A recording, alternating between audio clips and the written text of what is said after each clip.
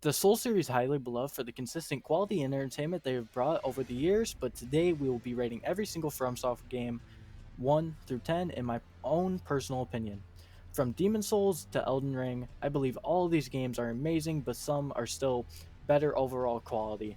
This will be rated against each other, not like an IGN score where it's based on the quality of it by itself compared to the entire gaming space. With that out of the way, let's begin. Starting with Demon Souls, released February 5th, 2009, after 15 and a half years, this game still holds up. I love the atmosphere and setting of this game. Every area is unique with different enemies and at least one boss fight at the end. The areas don't feel connected because there are more levels in a big world, so they all feel like an actual place, but it doesn't feel like every single area is one big place. They feel disconnected. I played on the original, so the 4 directional rolling was a nuisance, but I still enjoyed my time with the game. The balancing with these games are all kind of fucked, but you can still make most builds in the game work. The story in this game is also a highlight, but I can't go into too much detail because it would take a long ass time. But the flaws to me include the confusing world tendency, which is super fucking annoying, punishing you for dying, the disconnected area design, the clunky mechanics of the original, and the gimmick boss fights. Overall, I would give Demon Souls an 8 out of 10 in comparison to the rest of the series, but by itself, I believe it's more of a 9 out of 10 game. Moving on to the beloved Dark Souls. Dark Souls level design is the complete opposite of Demon Souls. Instead of levels, it's more of an bigger, open Metroidvania type world, all connected and open. I still like individual levels from Demon Souls better, but here it feels like a real place, and how all the areas connects makes sense at the end. The story of Dark Souls is also very impressive, and Solaire is the best NPC in any game. The first half is fun with some fun boss fights, and in the entire game, there is a very wide build variety. But now to the negatives, the second half feels unfinished, the 4 directional rolling feels awful, Blighttown as a whole, and the Bed of Chaos. The lands between and just the atmosphere of the game show how destroyed and distraught this world is. Other than and Orlando, spoiler alert, before it's revealed, it's all an illusion.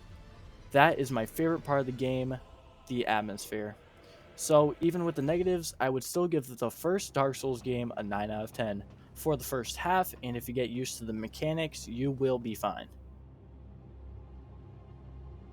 Dark Souls 2 is a very divisive game. While I love Majula, Power Stancing, Bonfire Strike, and some of the weapons, but there's a lot of things I do not like. I do not like the boss fights, which is what I come to these games for, and I also don't like iframes coming from adaptability. The iframes for fog walls being halfway through the animation was stupid, and the fact that your health gets halved every time you die. I saw you guys say Dark Souls 3 is the same way, but I meant it halves every single time you die. Not just once like in Dark Souls 3. At least that's what I think Dark Souls 3 is like, but I can't remember. My health getting nearly as low as it did in Dark Souls 2. Also, having to use life gems, not being able to just use your flask, pissed me off beyond belief. Some of the DLC is amazing, but I'm not including DLC in this video, so in all, I would give Dark Souls 2 a 7.5 out of 10, about an 8 out of 10 game not compared to the rest of the series. Now for BloodBorne, which is my favorite game in the series, and also just in general. My favorite parts are the setting, weapons, outfits, and boss fights. Some of the most underrated boss fights are in this game, like the Shadow of Yharnam and Martin Ligurius. The boss fights against humans or hunters are for sure the highlight of this game.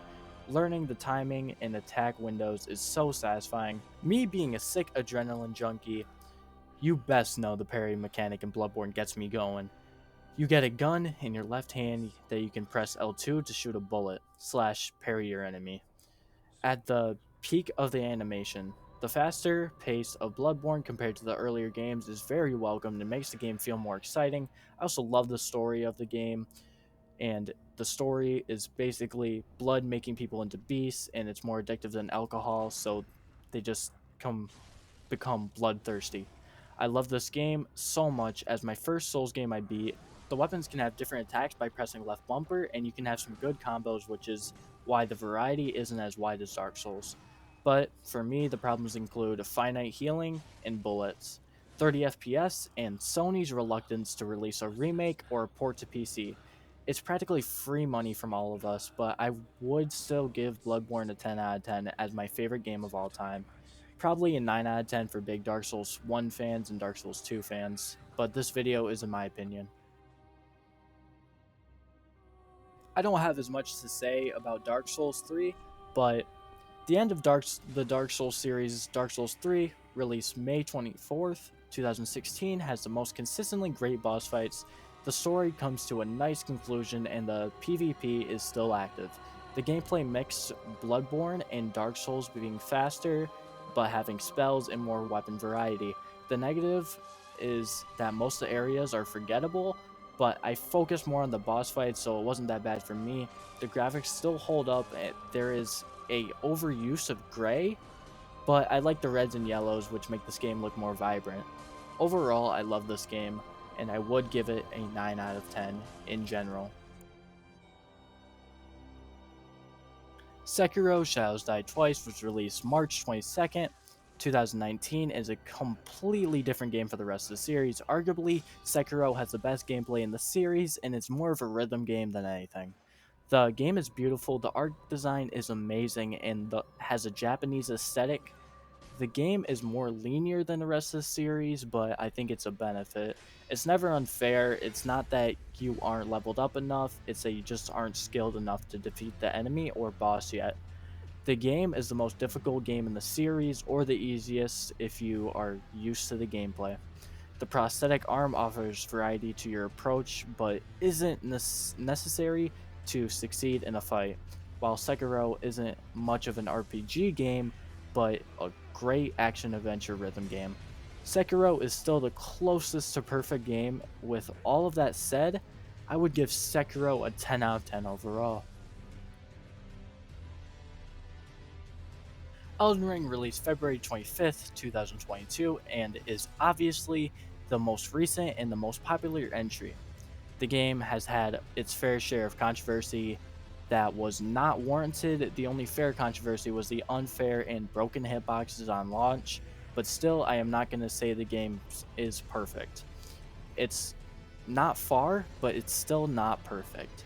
Maybe it's my dislike of open world games, usually, the level design being fucked, or the reused boss fights that get really annoying.